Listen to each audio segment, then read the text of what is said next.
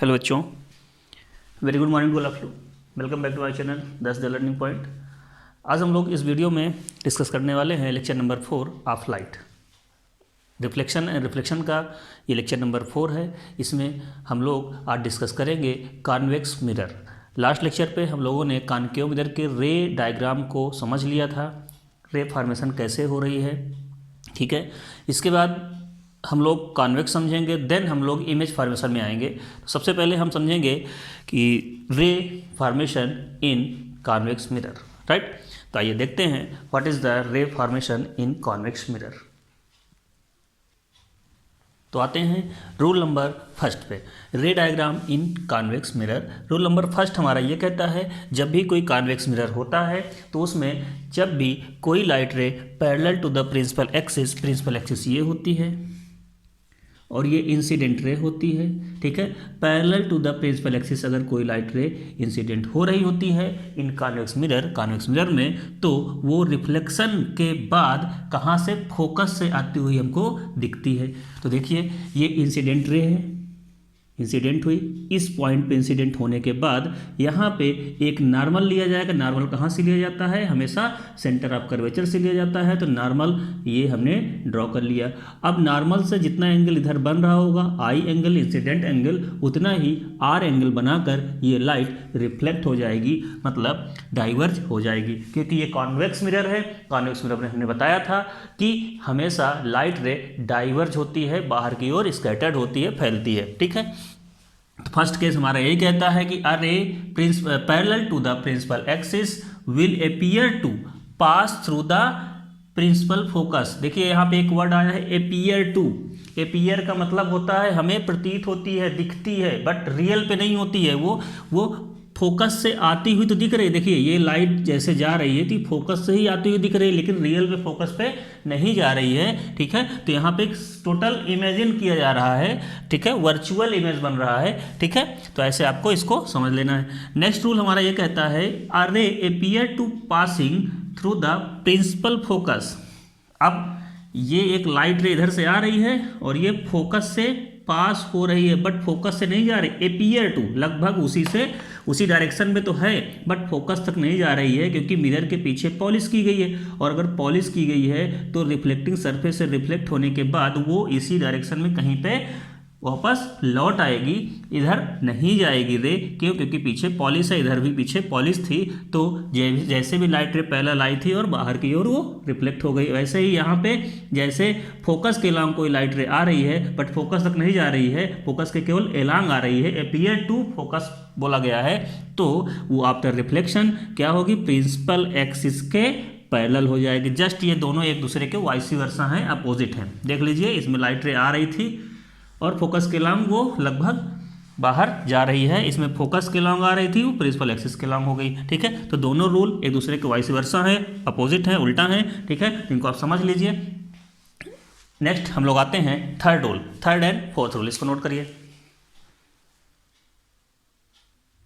Okay, now rule number third ये कहता है कि जब भी कोई लाइट रे सेंटर ऑफ कर्वेचर के लॉन्ग इंसिडेंट होती है कॉन्वेक्स मिरर में, तो वो उसी डायरेक्शन पे रीबाउंड हो जाती है। ठीक है, तो यहाँ पे देखिए क्या लिखा हुआ है, a ray of light passing through the centre of curvature of a convex mirror is appear to reflected back in its own direction, own path, because it is normally incident ray. हमने concave में भी बताया था कि जब भी कोई light रे नॉर्मली इंसिडेंट होती है तो वो उसी डायरेक्शन पे रीबाउंड हो जाती है, क्योंकि angle of incidence is equal to angle of reflection होता है। ठीक है, एंगल ऑफ इंसिडेंस कितना होता है, जब नॉर्मली कोई रे इंसिडेंट होती है एंगल ऑफ इंसिडेंस 0 होता है। तो उस केस में ये भी एक इंपॉर्टेंट क्वेश्चन है कि angle of incidence in normally incident ray is, fill in the blanks में आपको भरना पड़ जाए तो वहाँ पे 0 होगा। एंगल कितना होगा, 0 होगा। तो जब भी कोई नॉर्मली इंसिडेंट रे होगी तो उसका एंगल ऑफ इंसिडेंस 0 होगा, तो एंगल ऑफ रिफ्लेक्शन भी 0 ही होगा। तो यहाँ पे वो रे उसी डायरेक्शन पे वापस रिबाउंड हो जाएगी। तो इस केस में क्या हो रहा है, रे वापस उसी डायरेक्शन में रिबाउंड हो रही है। और जब भी रे रिबाउंड होगी तो वो हमेशा सेंटर ऑफ कर्वेचर से ही आ रही होगी या आती हुई हमें दिखेगी, प्रतीत होगी, राइट।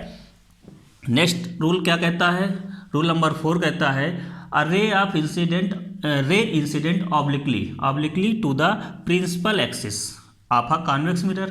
ठीक है, कॉन्वेक्स मिरर की प्रिंसिपल एक्सिस में कहाँ पे ऑब्लिकली इंसिडेंट हो रही है। ठीक है, is reflected obliquely making equal angle, by making यहाँ पे होना चाहिए था, बाई मेकिंग इक्वल एंगल। ठीक है, तो यहाँ पे क्या हो रहा है, जब भी ऑब्लिकली का मतलब बात करेगा तो वो लाइट रे कहाँ इंसिडेंट हो रही होगी, पोल पे इंसिडेंट हो रही होगी। तो लाइट रे जब पोल पे इंसिडेंट होगी तो वो उसी जितना एंगल बना रही होगी, कहाँ से, नॉर्मल से। अब देखिए यहाँ पे नॉर्मल क्या होगा, नॉर्मल यही होगा जो सेंटर से पास होती हुई लाइन आ रही है, तो हम इसको कह सकते हैं दिस इज नॉर्मल। अब आपको समझ में आ गया होगा ये लाइन क्या है, नॉर्मल ही है, नॉर्मल के लॉन्ग है। तो यहाँ से जितना इंसिडेंट एंगल आई बना रही होगी, कहाँ से, नॉर्मल से, ये इंसिडेंट एंगल रे है, और ये क्या है, रिफ्लेक्टेड रे। रिफ्लेक्टेड रे क्या करेगी, उतना ही आर बनाकर रिफ्लेक्ट हो जाएगी। तो हम ये कह सकते हैं हर केस में angle I equal to angle R को हमें फॉलो करना है। ठीक है, angle I equal to angle R जब फॉलो करेंगे तो आपके रे डायग्राम जो भी आएंगे वो करेक्ट आएंगे। ठीक है, अगर आपने आई को कुछ बड़ा कर दिया, छोटा कर दिया, आर को कुछ चेंज कर दिया तो वो परफेक्ट डायग्राम नहीं बनेगा। ठीक है, आप इसको नोट कर लीजिए। देन हम लोग आते हैं, नेक्स्ट टॉपिक है हमारा image formation by concave mirror, जो मोस्ट इंपॉर्टेंट है। Image formation by concave mirror, इसमें 6 केसेस बनते हैं। एक केस होता है एट, जब ऑब्जेक्ट को हम कहाँ प्लेस करते हैं, एट इन्फिनिटी। सेकेंड केस होता है बियॉन्ड सी। थर्ड केस होता है एट सी। फोर्थ केस होता है between C and F. And fifth case होता है at F. And next case, last case होता है बिटवीन एफ एंड पी। ठीक है, तो हम ये 6 केसेस पढ़ेंगे और ये 6 केसेस बहुत इंपॉर्टेंट है। इन्हीं से आपके एग्जाम में क्वेश्चन बनेंगे, क्वेश्चन आएंगे, और इन्हीं रेड फॉर्मेशन से ही जो क्वेश्चन न्यूमेरिकल्स बनते हैं और इसके जो थ्योरेटिकल पोर्शन होते हैं सारे उसी से कवर होंगे। तो इसको नोट करिए। नेक्स्ट क्वेश्चन, नेक्स्ट टॉपिक पे हम लोग आते हैं। तो सबसे पहले हम देखते हैं हमारे पास कितने केसेस बनते हैं। केसेस होते हैं 6 केस। फर्स्ट केस क्या होता है, तो सबसे पहले हम देखेंगे जो ऑब्जेक्ट है वो कहाँ पे प्लेस किया गया है। सपोज ये एक मिरर है, कौन सा मिरर है, दिस इज कॉनकेव मिरर। आपको मालूम है कि ये मिरर कॉनकेव मिरर होता है। अब इस कॉनकेव मिरर पे ये क्या होती है, ये भी आपको बता चुके हैं, प्रिंसिपल एक्सिस होती है। इसीलिए हमने बोला था कि सारे टर्मिनोलॉजी को आप समझ लीजिए, ये प्रिंसिपल एक्सिस होती है। इस मिरर में अगर देखा जाए तो ये पॉइंट क्या होता है, ये पॉइंट होता है पोल। इस पॉइंट को हमने नाम दिया पोल। ये पॉइंट क्या होता है, यहाँ पे फोकस होता है। ये सेंटर ऑफ कर्वेचर होता है। तो ये हमारे कुछ पॉइंट्स हैं। अब हमें क्या करना है, ऑब्जेक्ट को प्लेस करना है। ठीक है, ये एम एंड एन ये इस मिरर का अपर्चर है। ठीक है, अब इसमें ऑब्जेक्ट को प्लेस करना है। हमने बताया था आपको ऑब्जेक्ट कहाँ होता है, first case number first, object infinity पे होता है, कहीं पे भी बहुत दूर रखा गया है। ठीक है, दूसरा केस ये होता है कि ऑब्जेक्ट बियॉन्ड सी, सी के जस्ट पीछे होता है, तो ऑब्जेक्ट यहाँ पे सी के पीछे हम रखेंगे। ठीक है, तो फर्स्ट केस हमारा क्या बनेगा, object is at infinity. Second case होगा, सेकेंड केस ये होगा कि object at beyond C, right. Beyond C के बाद यहाँ पे थर्ड केस हमारा आएगा। थर्ड केस में होगा ऑब्जेक्ट एट सी, ये थर्ड केस बनेगा। फोर्थ केस में क्या होगा, object between C and F, C और एफ के बीच में। अब जरूरी नहीं है कि बीच में ही रखना है, सेंटर पे नहीं बोल रहा है, मतलब दोनों के बीच में कहीं भी लाई कर सकता है, सेंटर पे नहीं। ठीक है, सेंटर पे भी हो सकता है, इधर भी हो सकता है, इधर भी हो सकता है, कहीं पर भी। तो मोस्टली हम लोग यहीं पे ले लेते हैं। तो क्या कहा गया है यहाँ पे, object lies between C and F, C और एफ के बीच। ये कौन सा केस हुआ, फोर्थ केस। फिफ्थ केस ये होगा जब ऑब्जेक्ट को हम कहाँ प्लेस करेंगे, ऑब्जेक्ट को फोकस पे प्लेस कर देंगे। और लास्ट केस, सिक्स्थ केस होगा, उसमें होगा जब ऑब्जेक्ट को हमने एफ और पी के बीच रख दिया। ऑब्जेक्ट का नाम क्या होता है, कुछ भी नाम ले सकते हैं। Object suppose that A B object था, ए यहाँ बी यहाँ करते हैं। ठीक है, ए बी ऑब्जेक्ट था, इसको हमने प्लेस कर दिया। अब ये 6 केस ही मोस्ट इम्पॉर्टेंट है। इन केसेस को अगर आपने समझ लिया तो आपके सारे न्यूमेरिकल्स कवर हो जाएंगे, नहीं तो वहाँ पे आपको प्रॉब्लम्स ज़रूर आएंगी। तो आपको प्रॉब्लम्स ना आए तो सारे केस अच्छे से पढ़ने हैं, ठीक है। तो आइए 1 बाय 1 फर्स्ट केस देखेंगे, then second, third, fourth, fifth, इसको हम बहुत अच्छे से एक्सप्लेन करेंगे आपको, ताकि आपको सारे क्वेश्चन, सारे कॉन्सेप्ट हो जाएं, क्लियर हो जाएं, ठीक है। तो आइए देखते हैं केस नंबर फर्स्ट क्या कहता है। When object is at infinity, जब भी कोई लाइट रे इन्फिनिटी से आ रही होती है तो वो क्या करती है, वो हमेशा इमेज से इंसिडेंट होने के बाद, इमेज से टकराने के बाद क्या करेगी, एक फोकस पे मीट करती है, फोकस पे मिलती है, ठीक है। तो इसमें आप समझ सकते हैं, आपको दिख रहा होगा when object is at infinity, अगर ऑब्जेक्ट कोई इन्फिनिटी पे है तो उससे हम पैरेलल लाइट रे को पास कराते हैं। पैरेलल लाइट रे पास होने के बाद क्या करेगी, फोकस यहाँ से इमेज में, मिरर में क्या करेगी, रिफ्लेक्ट होगी। और रिफ्लेक्शन कहाँ पे पॉसिबल होता है, हमेशा नॉर्मल के अलोंग पॉसिबल होता है। और जहाँ पे मिरर पे बैक साइड पे पॉलिश होती है तो यहाँ पे पीछे पॉलिश दिख रही है। अब इसमें नॉर्मल क्या होता है, सपोज दैट ये इंसिडेंट रे ये आ रही है, यहाँ पे इंसिडेंट हुई, राइट। तो अब इस नॉर्मल के अलोंग आपको दिख रहा होगा ये कितना एंगल बनाएगी, आई, उतना ही आर बनाकर ये यहाँ से पास हो जाएगी। और कहाँ से पास हो रही है, फोकस से पास हो रही है। ये केस हमने रे फॉर्मेशन में बताया था आपको, बस उन्हीं का यूज किया गया है, ठीक है। फिर क्या हो रहा है, फिर ये हो रहा है कि एक लाइट रे और है हमारे पास, कम से कम टू लाइट रे हमें पास करानी पड़ती हैं। तो हमने दूसरी लाइट रे पास करा दिया, ये पास करा दिया, ये इंसिडेंट तो हुई, बट यहाँ से नॉर्मल के एलोंग कितना एंगल बनाएगी, नॉर्मल के एलोंग आई एंगल बनाकर और इधर आर बनाते हुए फोकस से भी पास हो जाएगी। ये दोनों लाइट रे कहीं मीट कर रही, मिल रही हैं। तो हमेशा जब भी इमेज फॉर्म होगी तो दो लाइट रे इंसिडेंट होने के बाद किसी पॉइंट पे जाके मिलेंगी, और जिस पॉइंट पर जाकर मिलती हैं वही पॉइंट क्या होता है, उनका इमेज फॉर्मेशन का पॉइंट होता है। उसी पॉइंट पे वो लाइट रे का इमेज फॉर्म होता है, ठीक है। तो आफ्टर रिफ्लेक्शन लाइट को मिलना है, ध्यान दीजिएगा, डायरेक्ट लाइट नहीं मिलना है। अगर ये लाइट डायरेक्ट मिल रही है कहीं जाके तो वो उससे इमेज नहीं बनेगी।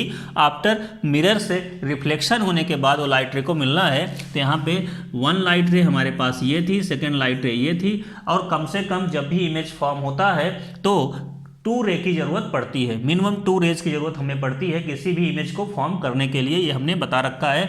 तो जब यहाँ से लाइट रे इंसिडेंट होगी, फर्स्ट लाइट रे, और ये फर्स्ट लाइट रे इधर आ गई रिफ्लेक्ट होके, सेकेंड लाइट रे ये गई और यहाँ पे रिफ्लेक्ट होके आ गई। लेकिन कहीं ना कहीं ये दोनों लाइट रे, देखिए जो रेड रे है ये कहीं ना कहीं कट कर रही हैं, किस पॉइंट पे, इस पॉइंट पे। तो इसी पॉइंट को हमने क्या नाम दे दिया था, फोकस। क्यों, क्योंकि ये फोकस से ही पास हो रही हैं। क्यों, हमने ये रूल पढ़ रखा है, जब भी कोई light ray parallel to the principal axis incident होती है तो आफ्टर रिफ्लेक्शन वो फोकस से पास होती है। सिमिलरली जब भी कोई light ray parallel to the principal axis pass होती है तो आफ्टर रिफ्लेक्शन वो फोकस से पास हो जाती है, ठीक है। तो यहाँ पे फोकस पे दोनों आके मीट करेंगी। अब इनकी प्रॉपर्टीज क्या होगी, प्रॉपर्टीज ये होंगी कि image is formed at focus, image कहाँ बन रहा है, फोकस से बन रहा है। तो आपको एग्जाम में ये प्रॉपर्टीज भी लिखनी पड़ेंगी, साथ साथ ये डायग्राम भी बनाना पड़ेगा, ठीक है। तो image is formed at focus, image कहाँ बन रही है, फोकस पे बन रही है। दूसरा पॉइंट क्या कहता है, image is highly diminished, diminished का मतलब होता है बहुत छोटी, बहुत वेरी स्मॉल, ठीक है। इसको मतलब हम कह सकते हैं वेरी स्मॉल, बहुत छोटी। इमेज कैसी बनेगी, बहुत छोटी बनेगी। जैसे सन की लाइट रे आती हैं, सन की लाइट रे, वहाँ से इतना बड़ा सन है और उसकी रे आने के बाद हम एक मिरर पे अगर देखना चाहें तो एक सन को देख सकते हैं, बहुत छोटा सा, ठीक है। वही लॉजिक है। ये सन एक, हम मान लिए इनफाइनाइट पे सन ही रखा है और कुछ हमारे पास है नहीं, वही दिख रहा है। तो उसको हमने एक मिरर पे अगर ऐसे देखा तो फोकस पे ही जाके इमेज बनेगी, और जब फोकस पे बनेगी तो हम समझ जाएंगे कि वो कितना बन रहा है, कितनी इन्फिनिटी पे दूर रखा है, और वो हमारे ग्लास पे, हमारे मिरर पे बहुत छोटा सा इमेज हमको दिख रहा है। तो मतलब यहाँ पे क्या आया, इमेज इज हाईली डिमिनिश्ड, मतलब वेरी स्मॉल बनेगा। और पॉइंट साइज, पॉइंट के साइज का, सन को आप पॉइंट के साइज का ही तो देखते हो मिरर में, ठीक है। नेक्स्ट पॉइंट हमारा कहता है image is real and inverted. आप देखिए इमेज कैसी है, रियल है। रियल क्यों है, हमने ये भी बताया था कि जब भी दो लाइट रे हमेशा रियल पे कट कर रही हो, मतलब दिख रहा है कि हमको कट कर रही हैं, ये ऐसा तो नहीं है कि पीछे साइड जा रही हैं, इमेजिन हो रही है कि हम देख नहीं पा रहे हैं। यहाँ पे दिख रहा है कि ये लाइट रे यहाँ से आने के बाद ये आई और ये आई, दोनों आपस में कट कर रही हैं, तो रियल पे दिख रही हैं, तो ये कैसी बनेगी, रियल इमेज बनाएंगी। अच्छा, यहाँ पे एक बात आती इन्वर्टेड। इन्वर्टेड का मतलब उल्टा। जब भी लाइट रे पास होके प्रिंसिपल एक्सिस को क्रॉस करती हैं, प्रिंसिपल एक्सिस के ऊपर नीचे जाती हैं, तो ये इधर से क्रॉस करके ऊपर जा रही है, उधर से क्रॉस करके नीचे आ रही है। मतलब कहने का जब लाइट रे प्रिंसिपल एक्सिस कट कर रही होती है तो उस केस में क्या हो जाता है, मोस्टली इमेज जो होती हैं वो इन्वर्टेड उल्टा इमेज बनती हैं। ठीक है, अभी नेक्स्ट केस में और आपको क्लियर समझ में आएगा, क्योंकि लाइट रे नीचे आने के बाद यहाँ मिलना स्टार्ट करेंगी, यहाँ मिलना स्टार्ट करेंगी, तो उस केस में क्या हो रहा होता है कि लाइट रे हमेशा प्रिंसिपल एक्सिस को क्या करती हैं, कट करके दूसरी तरफ जाके मिलती हैं। तो जब भी प्रिंसिपल एक्सिस के दूसरी तरफ जाएंगी तो उस केस में हमेशा इमेज इन्वर्टेड इमेज फॉर्म होगी। ठीक है, तो यहाँ पे हम कह सकते हैं inverted image. Right, case number 1 को आप नोट कर लीजिए। आते हैं केस नंबर 2 पे।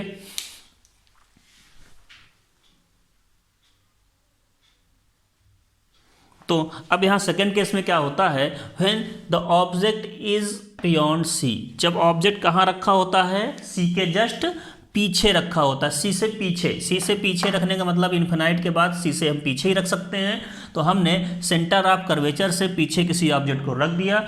अब जब सेंटर ऑफ कर्वेचर से पीछे किसी ऑब्जेक्ट को रखते हैं तो हमें पता है, हमने 4 केस पढ़ रखे हैं कॉनकेव मिरर या कॉन्वेक्स मिरर दोनों के लिए।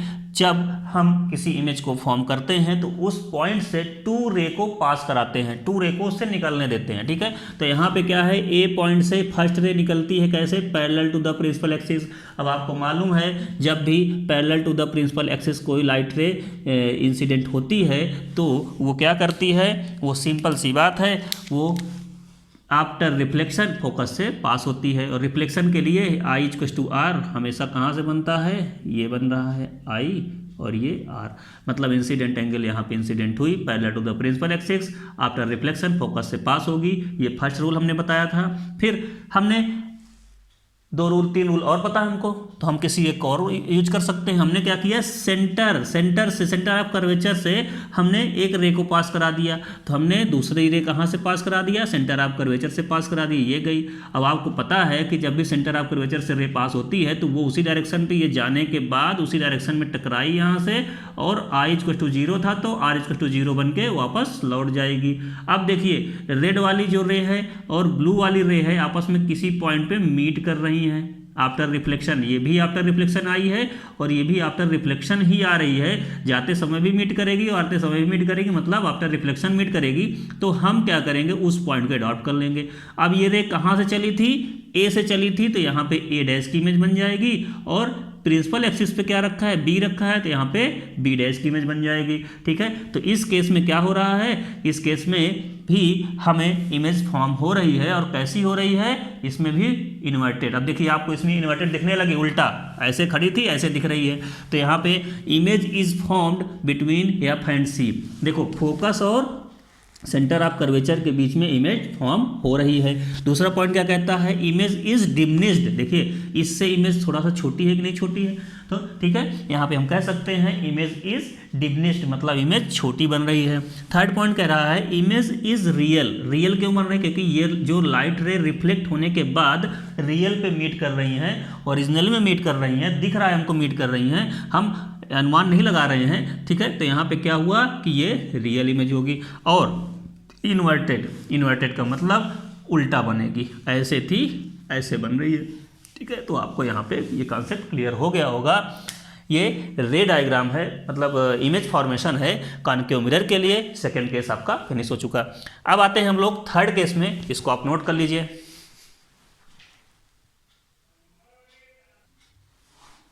नाउ थर्ड केस में क्या कहता है, व्हेन ऑब्जेक्ट इज एट सी, और फोर्थ केस इधर बना दिया गया है। ठीक है, तो आपको देखिए थर्ड केस में जब ऑब्जेक्ट कहाँ पे रखा गया है, ऑब्जेक्ट सी पर रखा गया है। सपोज दैट ये हमारा ऑब्जेक्ट है ए और बी।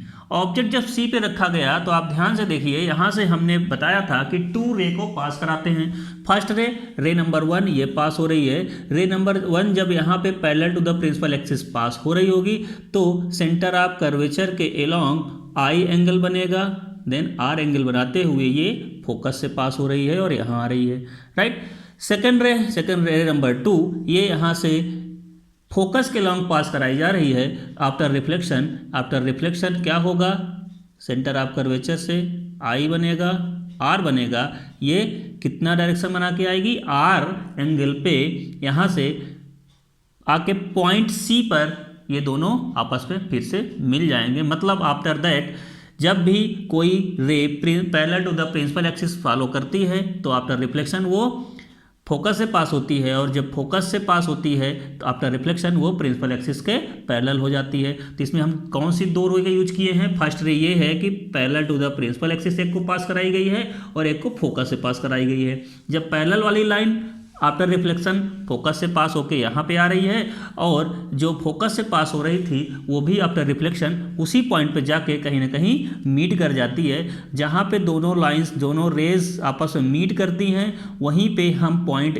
ए डैश पे डॉट कर लेते हैं। अब यहाँ पे क्या हो रहा है कि जिस प्लेस पे ऑब्जेक्ट प्लेस था, रखा था, उसी के जस्ट नीचे दोनों रे मिल रही हैं। तो मतलब हम कह सकते हैं इमेज फॉर्म्ड एट सी, मतलब ऑब्जेक्ट भी सी पे रखा है और इमेज भी सी पे ही फॉर्म हो रही है।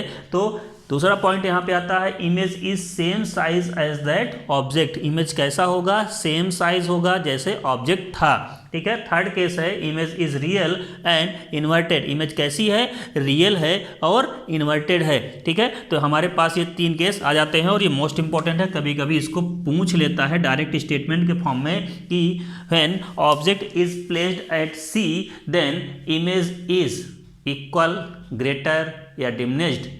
तो आपको पता होना चाहिए कि इक्वल साइज बनेगी, ठीक है। चलिए नेक्स्ट केस नंबर 4 है हमारा। 4th केस में ये कहा गया है कि when object is between C and F. Object कहाँ पे है, सी और एफ पे रखा गया है, सी और एफ के बीच में कहीं रख दिया गया, ये ऑब्जेक्ट रख दिया गया।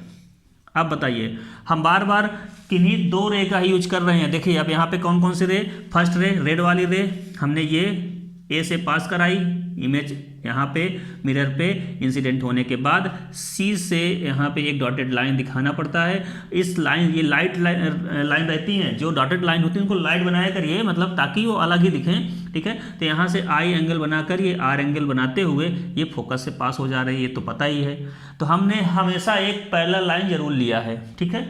फिर क्या किया गया है, अब इस पॉइंट से हमने सेंटर ऑफ कर्वेचर के अलॉन्ग एक लाइट रे नॉर्मली यहाँ पे ड्रॉ किया। नॉर्मली यहाँ पे हमने इंसिडेंट कराई, ये भी हम ड्रॉ कर सकते थे। तो जब कोई लाइट रे नॉर्मली जाती है और सेंटर ऑफ कर्वेचर के अलॉन्ग, ऐसे सपोज दैट हमने एज्यूम कर लिया कि इसके अलॉन्ग हमने यहाँ पे नॉर्मली इंसिडेंट कराया उस रे को, तो वो रे आपस में क्या होगी, यहाँ पे रिफ्लेक्ट होंगी और रिफ्लेक्ट होके उसी डायरेक्शन पे रिबाउंड होके ये पीछे आ रही है। तो जैसे रिबाउंड होके वो डायरेक्शन पे आएगी, क्यों, क्योंकि ये सी के अलॉन्ग थी, सी के अलॉन्ग जाने वाली इंसिडेंट रे उसी डायरेक्शन पे रिबाउंड होती है, ये आपको मालूम है। तो जब भी ये लाइट रे इंसिडेंट होगी तो उसी डायरेक्शन में वापस रिबाउंड होगी और पीछे जाके पहली वाली रे से इस पॉइंट पे मीट कर जाएगी, मिल जाएगी। जैसे ही मिलती है उस पॉइंट पे ए का इमेज फॉर्म हो जाएगा। अब जो दूसरा पार्ट है बी, हमने प्रिंसिपल एक्सिस पे उसको ड्रॉ कर दिया, तो यहाँ पे रिजल्ट निकल के आता है, image found beyond C. Image कहाँ बन रहा है, सी के पीछे, बियॉन्ड सी, सी के पीछे। Image is in large, image देखिए ऑब्जेक्ट इतना बड़ा था, इमेज बड़ी बनने लगी, तो इमेज इनलार्ज हो गया। थर्ड केस में क्या है, थर्ड नंबर क्या है, image real and inverted. Image real भी है क्योंकि रियल पे लाइन मिल रही है, और इन्वर्टेड का मतलब उल्टा। तो यहाँ पे क्या है, रियल एंड इन्वर्टेड है। अब नेक्स्ट 2 केसेस और हैं, case number 5th and 6th, उनको आइए समझ लेते हैं, इसको नोट कर लीजिए।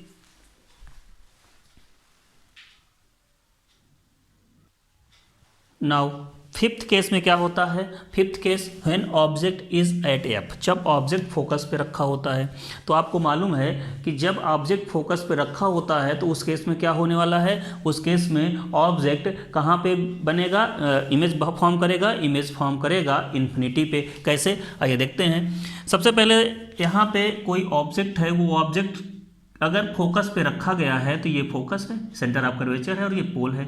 हमने ऑब्जेक्ट को फोकस पे रख दिया, फोकस पे रखने के बाद उससे फर्स्ट रे ये हमने इंसिडेंट कराई, कहाँ पे, मिरर पे, ठीक है। According to law of reflection जितना एंगल आई होगा उतना आर बनाते हुए ये लाइन फर्स्ट रे यहाँ पे निकल के आ गई आफ्टर रिफ्लेक्शन। सेकेंड लाइट हमने दूसरी यूज कर ली, कौन सी हमने यूज किया, एक along the centre of curvature. Centre of curvature के अलोंग हमने एक लाइट रे पास कराई और उसको इंसिडेंट कराया कहाँ पे, मिरर पे, ठीक है। जैसे ही मिरर पे वो इंसिडेंट होती है along the centre of curvature, मतलब नॉर्मली इंसिडेंट होती है, तो वो क्या करेगी, उसी डायरेक्शन पे ये इंसिडेंट होने के बाद उसी डायरेक्शन पे रीबाउंड होके वापस लौट जाएगी। अब हमें क्या दिख रहा है, ये दोनों रे आपस में एक दूसरे के पैरेलल दिखना स्टार्ट हो गई, मतलब ये कहीं मिलने वाली नहीं है। जब भी दो लाइन रे पैरेलल होती हैं तो क्या वो कभी मिल सकती हैं, वो इन्फिनाइट पे ही जाके मिलेगी और इन्फिनाइट का कोई अंत नहीं है। तो मतलब यहाँ पे हम ये कह सकते हैं image is formed at infinity, image is highly enlarge. अब कोई चीज़ इन्फिनाइट पे मिल रही होगी तो बहुत बड़ी होगी, तभी तो इन्फिनाइट पे मिल रही है, तो हाईली इनलार्ज लिख सकते हैं। Image is real and inverted. अब ये लाइट रे जाके कहीं ना कहीं जहाँ मिलेंगी तो रियल पे ही मिलेंगी, और कैसी लाइट रे होगी, इमेज कैसी होगी, इन्वर्टेड। क्यों, क्योंकि लाइट रे ऊपर से आने के बाद प्रिंसिपल एक्सिस को क्रॉस करके नीचे जा रही हैं, तो ये इन्वर्टेड होगी। नेक्स्ट केस हमारा आता है सिक्स्थ केस। सिक्स्थ केस थोड़ा सा एक्सेप्शनल है, इसके लिए अलग सा है। इसमें देखिए क्या हो रहा है, when object between focus and pole, जब ऑब्जेक्ट फोकस और पोल के बीच होता है, जैसे ये फोकस है, यहाँ पे पोल है, तो दोनों के कहीं बीच पे रख दिया गया। फर्स्ट लाइट रे यहाँ पे हमने इंसिडेंट कराई, हमने पढ़ा था जब भी कोई लाइट रे पोल के ऑब्लिकली आती है तो वो क्या करती है, वो लाइट रे क्या होती है, उतना ही आई उतना आर एंगल बनाकर incident angle equals to I, reflected angle I equals to R करके वहाँ से रिफ्लेक्ट हो जाती है। ये लाइट रे फर्स्ट वाली यहाँ पे प्रोपोगेट कर गई, चल गई, ठीक है।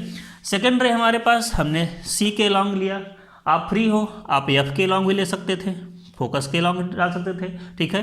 पैरेलल भी डाल सकते थे, तब भी वही आता। पैरेलल डालते तो क्या होता, फोकस से पास होती, तो देखिए पैरेलल डालते इंसिडेंट करते तो वो भी फोकस के अलोंग ऐसे निकल जाएगी, तब भी आगे मिलने वाली नहीं है, ठीक है। तो आपके पास चार कंडीशन है, चार रे हैं, चारों रे में से किन्हीं दो का यूज करना है, तो हमने इसका यूज कर लिया।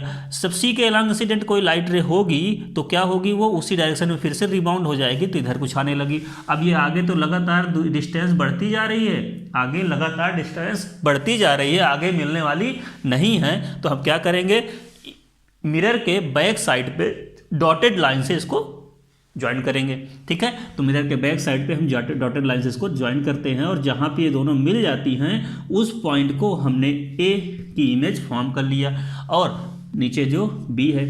अब देखिए यहाँ पे लाइट रे इधर प्रिंसिपल एक्सिस को क्रॉस कर रही है, लेकिन इधर क्रॉस नहीं कर रही, इधर जैसे हैं जिस एक्सिस पे हैं अपवर्ड हैं तो अपवर्ड ही मीट कर रही हैं। तो मतलब क्या होगा, हम ये कह सकते हैं first point, image is found behind the mirror. Image कहाँ बन रही है, मिरर के जस्ट पीछे बन रही है। और सेकेंड पॉइंट हम कह सकते हैं इमेज इज इनलार्ज। इमेज क्या है, बड़ी है, देखो इससे बड़ी है। और image is virtual and erect. Virtual क्यों कहा गया है, क्योंकि ये रियल पे नहीं मिल रही है, हमने पीछे इसको जबरदस्ती करके एक रे को खींच के मिला दिया है। वर्चुअल मतलब आभासी है, हम इसको रियल पे नहीं मिला रहे हैं, ये वर्चुअली मिल रही है। एंड इरेक्ट तो है ही, सीधी बन रही है, प्रिंसिपल एक्सिस के ऊपर ही दोनों ऑब्जेक्ट भी है और इमेज भी है, तो दोनों क्या हैं, सीधे बन रहे हैं, तो ये सीधी इमेज बन रही है। तो हम यहाँ से आपको समझ में आ गया होगा कि इमेज फॉर्मेशन कैसा हो रहा है, ठीक है। तो फर्स्ट केस आपने अच्छे समझा, second, third, fourth, fifth, six, इसके जो 6 केसेस हैं ये मोस्ट इंपॉर्टेंट हैं, इन्हीं से क्वेश्चंस बनते हैं। आपको एग्जाम में जब भी क्वेश्चन दिया जाएगा उसमें जो भी न्यूमेरिकल्स वैल्यू रहेंगी, अभी हम नेक्स्ट लेक्चर पे डिस्कस करेंगे यू वी के बारे में, कहाँ पे यू, कहाँ ऑब्जेक्ट के डिस्टेंस को क्या बोलते हैं और इमेज के डिस्टेंस को क्या बोलते हैं, फोकल लेंथ कहाँ होती है, रेडियस ऑफ कर्वेचर कहाँ होता है, सारी चीज़ें हम वहाँ पे फार्मूला भी आपको समझाएंगे। उस फार्मूले की हेल्प से क्वेश्चन भी कराए जाएंगे, तो आगे देखते हैं उसको हम लोग सॉल्व करेंगे सारी चीज़ें, ठीक है। अब इसके बाद आता है कि इस कॉनकेव मिरर का यूज क्या है, कॉनकेव मिरर को हम लोग कैसे यूज करते हैं, किस पर्पस से यूज करते हैं, तो आइए उसको देख लेते हैं कि use of concave mirror. Okay, now uses of concave mirror are आप कैसे कॉन्केव मिरर को यूज करते हैं, कहाँ कहाँ पे यूज करते हैं, वो चीज़ समझते हैं। तो बेसिकली कॉन्केव मिरर हम लोग कहाँ कहाँ यूज करते हैं, जैसे जो सर्च लाइट होती हैं, टॉर्च की लाइट होती हैं, व्हीकल्स की हेड लाइट होती हैं, उनमें हम लोग कॉन्केव मिरर को यूज करते हैं। आपको सामने दिखा हुआ है यहाँ पे, concave mirror are used in torch, search light and vehicles head light to get powerful parallel beam light. Powerful parallel beam light कैसे फाइंड आउट होती है, अभी उसको हम डायग्राम बना के समझा रहे हैं, पहले आप इसको नोट कर लीजिए। सेकेंड पॉइंट है, they are used to as shaving mirror to see larger image of face. जैसे सेविंग मिरर का यूज करते हैं हम लोग, सेविंग मिरर का यूज करने में हमें अपने फेस को लार्जर, बड़ा दिखने के लिए हम सेविंग मिरर के फॉर्म में भी इसका यूज कर सकते हैं। Second is the dentist use concave mirror to see large image of teeth of patient. मान लीजिए किसी का दांत खराब हो गया है, टीथ खराब हो गया है, तो डेंटिस्ट क्या करता है, एक छोटा सा मिरर रखता है, उसको आपके मुंह के अंदर डालता है और उसमें उस इमेज को देखता है, मतलब आपके जो टीथ हैं उसको वो बड़ा करके देखता है, तो उसको पता चल जाता है कि कहाँ पे क्या प्रॉब्लम्स हैं। ठीक है, तो आपकी टीथ को देखने के लिए भी डेंटिस्ट इसी मिरर का यूज करते हैं। Concave mirror is used in solar furnace to concentrated sunlight. आप सोलर फर्नेस क्या होता है, सोलर फर्नेस में यूज करने के लिए ऐसा होता है कि वहाँ पे जब भी कॉन्केव मिरर का यूज किया जाता है तो सबसे पहले क्या किया जाता है, जब भी कॉन्केव मिरर का यूज करते हैं तो वहाँ लाइट्स जो आती हैं वो कन्वर्ज होती हैं, किसी एक पॉइंट पे कन्वर्ज करने के लिए भी हम सोलर फर्नेस का यूज करते हैं। ठीक है, इसमें क्या होता है कि लाइट रे आने के बाद किसी एक पॉइंट पे आपस में कन्वर्ज होने लगती है। पैरेलल लाइट बीम जब आती है तो हमने बताया भी था वो एक पॉइंट पे कन्वर्ज होना स्टार्ट हो जाती हैं। ठीक है, तो सोलर फर्नेस में भी हम कॉन्केव मिरर का ही यूज करते हैं, कॉन्वेक्स का नहीं करते। कॉन्वेक्स का करेंगे तो लाइट और स्कैटर्ड हो जाएंगी, बट कॉन्केव का करने से लाइटें क्या होंगी, कन्वर्ज होना स्टार्ट हो जाएंगी। अब फर्स्ट केस थोड़ा सा हम देख लेते हैं कि टॉर्च, इसको आप नोट कर लीजिए। टॉर्च में कैसे यूज करते हैं, सर्च लाइट में कैसे यूज करते हैं, तो फर्स्ट केस हमारा था टॉर्च में कैसे यूज करते हैं। देखिए होता क्या है, हमने इसको एक बार डिस्कस कर रखा है पहले भी। टॉर्च का कुछ शेप ऐसे होता है, अब आपको और अच्छे से क्लियर होगा। यहाँ पे बैटरीज लगी होती हैं, इससे हमें मतलब नहीं है, बस हमारा मतलब यहाँ पे ये है कि ये लाइट यहाँ पे लगी होती है जो बल्ब होता है। बल्ब से जाने वाली ये इसके पीछे पॉलिश होती है, इसके पीछे पॉलिश होती है। तो जब भी लाइट रे इसके कहाँ पे होती है, फोकस पे। देखिए जब ये बल्ब जलता है तो ये हमेशा फोकस पे एक पॉइंट पे ही बल्ब लगा होता है, तो फोकस के पॉइंट पे बल्ब लगा होता है, तो ये बल्ब से रे निकली और ये सीधे पैरेलल हो गई। फोकस से जाने वाली रे क्या होती है, parallel to the principal axis. यहाँ पे प्रिंसिपल एक्सिस क्या है, ये है। ठीक है, प्रिंसिपल एक्सिस के पैरेलल ये लाइट रे सीधे इसी के लंब जा रही थी, तो वो रिफ्लेक्ट होकर सीधे इस डायरेक्शन में हो गई। फिर से दूसरी लाइट रे फोकस से गई, पैरेलल हो गई, तीसरी लाइट रे गई, पैरेलल हो गई। ऐसे ही सारी लाइट रे क्या हो जा रही हैं, जो फोकस से जाने वाली हैं वो पैरेलल हो जा रहे हैं। सिमिलरली नीचे साइड भी ऐसे होंगी। तो ये क्या होगा कि सर्च लाइट में ये जो लॉजिक है इसका, टॉर्च में, सर्च लाइट में, गाड़ी की हेडलाइट में, जब भी जो बल्ब लगा होता है उसकी भी एडजस्टिंग होती है, उसको भी हम लोग एडजस्ट करते हैं, ताकि कभी आप देखो टॉर्च को घुमा के ऐसे ऐसे उसको क्या करते हैं, एडजस्ट करते हैं, फोकस को एडजस्ट करते हैं। जब फोकस एडजस्ट हो जाता है तो एक पैरेलल लाइट बीम जाने लगती है। अगर फोकस एडजस्ट नहीं होता है तो वो लाइट रे इधर उधर स्कैटर होती रहती है, तो आपको फोकस को घुमाया जाता है। जब घुमाते हैं उसको तभी फोकस एक पॉइंट पे जब एडजस्ट हो जाता है तो एक पैरेलल बीम लाइट, सीधी लाइट जाने लगती है, तब आपको लगता है कि अब हमें सही दिख रहा है। ठीक है, तो वही लॉजिक होता है यहाँ पे, और कुछ नहीं है। फोकस को आप सही जगह पे ले आएंगे तो लाइट बीम अच्छी खासी बन जाएगी। सेविंग मिरर का आप समझ ही रहे हैं, आपके फेस को बड़ा दिखने के लिए। और डेंटिस्ट का भी कुछ ऐसा इंस्ट्रूमेंट होता है, कुछ इस टाइप का स्ट्रक्चर होता है, ये ऐसे करके। ठीक है, इसमें ग्लास लगा होता है। ठीक है, अब मिरर लगा होता है। अब इस मिरर को आपके फेस पे अंदर, मुंह पे अंदर रखता है, डालता है, इसके बाद उसमें आपको ये टीथ को आसानी से देख सकता है, क्योंकि इसमें बड़ा इमेज दिखना स्टार्ट हो जाता है। और जो सोलर फर्नेस है, सोलर फर्नेस का कुछ लॉजिक ये होता है कि जैसे सन की जो लाइट आती है, सन की लाइट कैसे आती है, सपोज दैट सोलर फर्नेस यहाँ पे लगा है ये। ठीक है, समझिएगा, कॉन्केव मिरर लगा हुआ है, सन की लाइट आ रही है, सन की कई सारी लाइट आ रही हैं, ये आ रही हैं ऐसे ऐसे। ठीक है, तो एक इसका जो प्रिंसिपल एक्सिस होगा बीच में होगा, तो तो सन की जो लाइट रे पैरेलल आ रही हैं तो ये क्या, ये एडजस्टेबल होता है, इसको एडजस्ट कर सकते हैं, ठीक है। तो सन की लाइट रे जब पैरेलल आ रही होती हैं तो क्या करेंगे, किसी एक फोकस पे सारी लाइट रे मीट करना स्टार्ट कर देंगी। और जब फोकस पे मीट करना स्टार्ट कर देंगे तो वहाँ पे बहुत हाई अमाउंट पे एनर्जी, हाई अमाउंट में लाइट रे कलेक्ट हो जाएंगी। और जब बहुत ज़्यादा लाइट रे कलेक्ट हो जाती है किसी पॉइंट पे तो वहाँ पे क्या जनरेट हो जाएगा, हीट जनरेट हो जाएगा। तो इसको हम लोग सोलर फर्नेस के फॉर्म में भी यूज कर सकते हैं। बेसिकली ये कई जगह इसका यूज भी किया जाता है, इसमें अच्छी खासी एनर्जी प्रोड्यूस की जाती है, ठीक है। तो आपको ये समझ में आ गया होगा, कॉनकेव मिरर का जो भी इमेज फॉर्मेशन है वो समझ में आ गया होगा। इसके बाद हमारे और भी जो टॉपिक्स हैं इसमें, रे डायग्राम क्या है, ठीक है, वो भी समझ में आ गए, कॉनकेव मिरर का यूज क्या है ये भी समझ में आ गया होगा। तो आप सारी चीज़ें, जितनी भी चीज़ें हैं इनको डिस्कस कर लीजिए अच्छे से, और जो भी इसमें डाउट्स रह जाते हैं उसको आप कमेंट में ज़रूर कमेंट कीजिए हमें, ठीक है। अब हम लोग नेक्स्ट वीडियो में पढ़ेंगे convex mirror, image formation from convex mirror से इमेज का फॉर्मेशन सीखेंगे, देन उसके यूजेस पढ़ेंगे, और उसके बाद हम लोग आएंगे मैग्नीफिकेशन में, और भी इसमें जो साइन कन्वेंशंस वगैरह हैं उनको हम लोग नेक्स्ट वीडियो में कवर करेंगे, राइट। तो अच्छे से सारे वीडियोस को कवर करिए, देखिए, नोट्स बनाइए। एग्ज़ाम के अकॉर्डिंग हमने इसको बहुत ही शॉर्ट में और बहुत ही डीपली बताया है, मतलब आपको इतना है कि आपके एग्ज़ाम में सारा कुछ यहाँ से ही कलेक्ट हो जाएगा, ठीक है। ज़्यादा से ज़्यादा जितना कोशिश कर रहे हैं, ठीक है, क्योंकि एग्ज़ाम में 100% तो प्योर नहीं होता है कि हमारा ही कंटेंट आपको मिले, लेकिन कोशिश यही है कि सारे कंटेंट आपको यहाँ से मिल जाएँ, हमारी कोशिश यही रहेगी, ठीक है। तो आप लोग अच्छे से इसको देखते रहिए, रिवाइज करिए और सारे कॉन्सेप्ट क्लियर करिए। और मैथमेटिक्स के लिए भी प्लेलिस्ट पड़ी हुई है, आप मैथमेटिक्स के भी नोट्स वहाँ पे जो भी हैं वहाँ पे आप ले सकते हैं, उसके वीडियो देख सकते हैं। और मैथमेटिक्स में मोस्टली चैप्टर कवर हो चुके हैं, अब स्टैटिक्स पोर्शन बचा हुआ है, स्टैटिक्स को हम लोग जल्द ही उसमें अपलोड कर देंगे।